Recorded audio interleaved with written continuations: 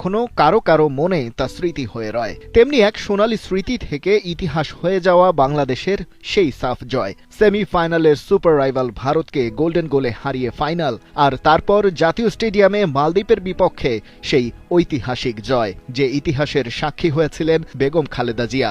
তিনি তখন দ্বিতীয় মেয়াদে বাংলাদেশের প্রধানমন্ত্রী।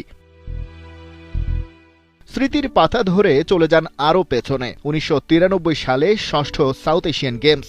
ছোট্ট অর্থনীতির বাংলাদেশ করল বিশাল এক আয়োজন। পুরোটাই তত্ত্বাবধান করল খালেদা জিয়ার প্রশাসন।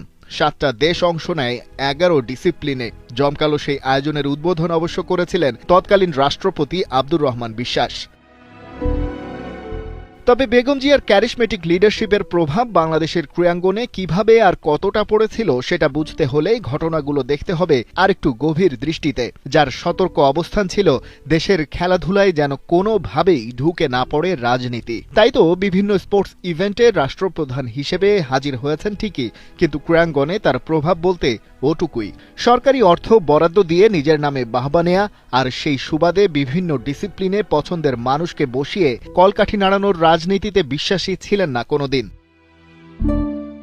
বেগম খালেদা জিয়ার এই পলিসি যে ১০০তে ১০০ কার্যকর ছিল তার প্রমাণ ছেলে আরাফাত রহমান কোকো। প্রতিষ্ঠিত ক্রীড়া সংগঠক স্রেফ খেলাধুলার প্রতি নিজের নেশা আর যোগ্যতা বলে যুক্ত হয়েছিলেন বাংলাদেশ ক্রিকেট বোর্ডে। ছিলেন ডেভেলপমেন্ট কমিটির চেয়ারম্যান। দেশের ক্রিকেটকে আমূলে বদলে দেয়ার মাস্টারমাইন্ড ছিলেন তিনি। বাংলাদেশের সর্বোচ্চ রাজনৈতিক আর প্রশাসনিক ক্ষমতার অধিকারী হয়েও বেগম জিয়ার পক্ষ থেকে ছেলেকে বড় পদে বসানোর চাপ আসেনি কোনোদিন। তাই তো রাজনীতির মাঠে বিএনপির প্রতিপক্ষ সাবের হোসেন চৌধুরীকে সাথে নিয়ে অনায়াসেই ক্রিকেটের জন্য কাজ করে গিয়েছেন কোকো। কিন্তু কেবল খেলাধুলাকে বিরাজনীতিকরণ করেই তো আর উন্নতি আসে না। স্বপ্ন না দেখতে জানলে কখনো পৌঁছানো যায় না অভীষ্ট লক্ষ্যে। নিজের রাজনৈতিক বলয় থেকে খেলাধুলাকে দূরে সরিয়ে রাখলেও তার উন্নয়নের জন্য ছিল সুস্পষ্ট পলিসি।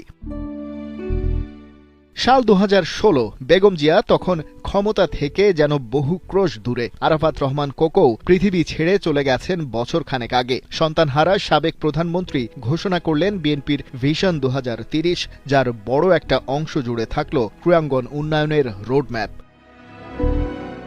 প্রতি জেলায় একটি আধুনিক প্রযুক্তি নির্ভর ক্রীড়া একাডেমি প্রতিষ্ঠা, মাল্টি গেমস ইভেন্টে বাংলাদেশের অর্জন বাড়াতে অলিম্পিক একাডেমি, সরকারি অনুদানের পাশাপাশি সিএসআর এর আওতায় বেসরকারি বিনিয়োগ নিশ্চিত করা, স্কুল কলেজ বিশ্ববিদ্যালয় থেকে প্রতিভাবান খেলোয়াড় তুলে এনে জাতীয় তালিকা তৈরি ও ডিসিপ্লিন ভিত্তিক উন্নত প্রশিক্ষণ, আন্তর্জাতিক অঙ্গনে